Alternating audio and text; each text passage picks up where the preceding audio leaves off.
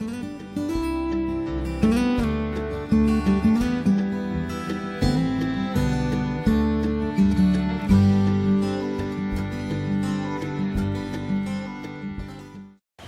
hello everyone and welcome to day 2 of the garden giveaway project here at Karen's house. Hopefully you all are enjoying so far. Today we are actually beginning constructing. We just got here and just started and flipped on the camera, so you haven't missed much. What we're doing today is we're actually digging out the beds. This is really important if you want to keep a weed-free garden and still have raised beds, because the weeds will go right through up the raised beds. And you can use cardboard sheet mulching, but that takes a while to break down. I want something that's going to work really quickly. So what we're doing is we're actually just tearing up the sod here. You just have to, basically, I took the board, which is the length, or in this case the length and the width since they're square foot beds. But you want to take the length of the bed here, and we're just edging out. We're just edging out with a flat shovel. You want a flat bottom shovel, and then what you want to do, now you got your line, take it, set it about as parallel to the soil as possible. You don't want to go deep, you just want to scrape underneath the roots of the grass. You're just going to set it flat, you're just going to kick,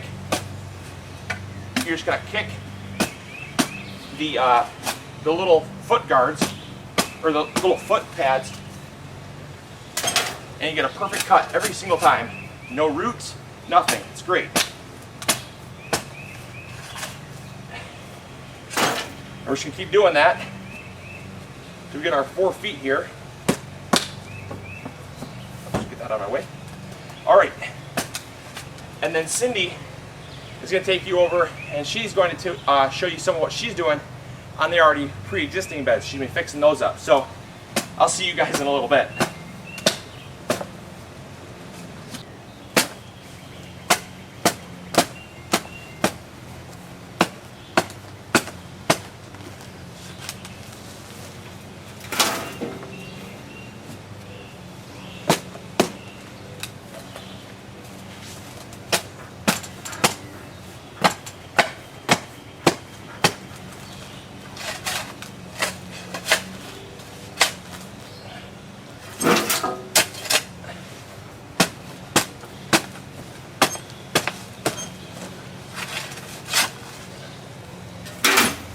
Hey guys, it's Cindy over here. So I'm going to just start preparing the raised beds over here.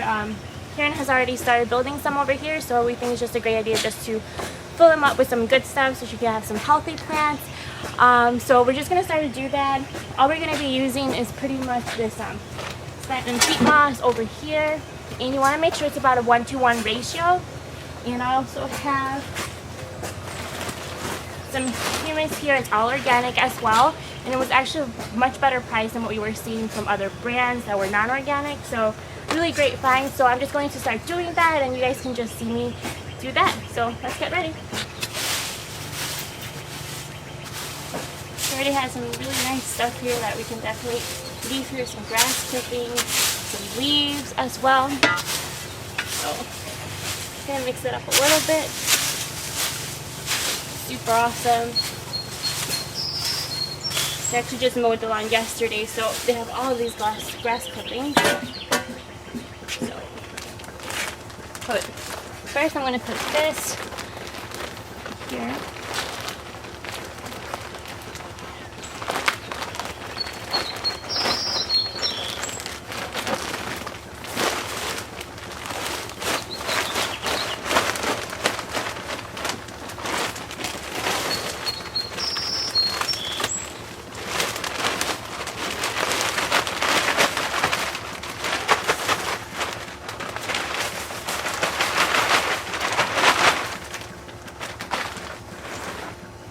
That goes in our peat moss.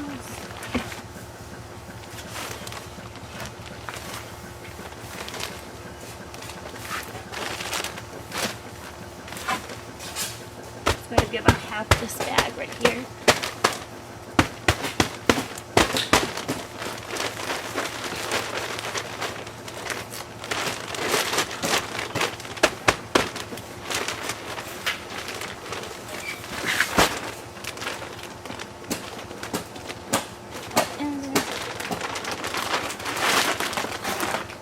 Now we're just gonna start mixing it in.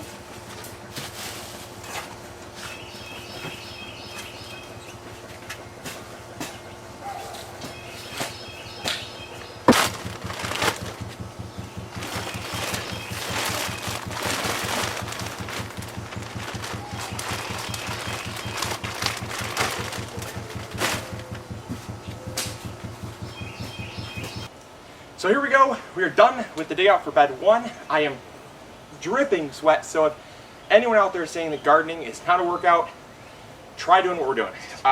It's a workout. So we're ready, and I'm really glad that this turned out how I had planned. Basically what we did is we dug into the hill here. So you can see we took out about 5 inches of the hill here, and we only took out about 1 inch down here, and that took out the grade. So now we're down to pretty level grade, and we're ready to start building the beds. All we're going to do is we're going to put the beds right in here, and they're going to obviously stand up, and then we're going to fill them with soil, and we're ready to plant. So let's get started. All right, so we got the bed finished here, and we are all done with bed 1. We just have to fill it up. Well, we're done with the construction, we just have to fill it up. And what we're going to be doing is we're going to be mixing up a 1-to-1 ratio of the Lambert and the Lambert peat moss and the compost. So the compost is really great. The compost is actually a local made compost. It's made in Maryland, and my guess is it's a mushroom compost because we saw some mushrooms, it almost looked like the oyster mushrooms. It almost looked like there was some growing on the outside of the bag, and typically that's where a lot of mushroom compost even comes from, is because mushroom growers, they use a humus, they spread the spores over the humus, the mushrooms grow up, and oftentimes some spores are always left behind when they recycle out the soil, and it makes a really great fungal inoculated compost that's going to benefit the plants all that much more.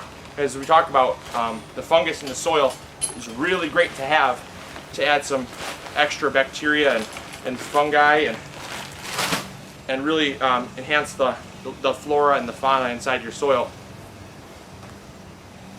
So we're just mixing this up here. It's really loose, really fluffy. Probably put a little bit too much in here to start out with, but we'll be fine.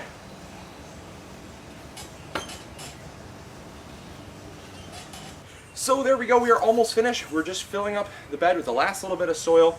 What we wanted to mention is the ratios we were doing. So like I said, we're doing 1-to-1, so 1 part Lambert to 1 part of the organic compost.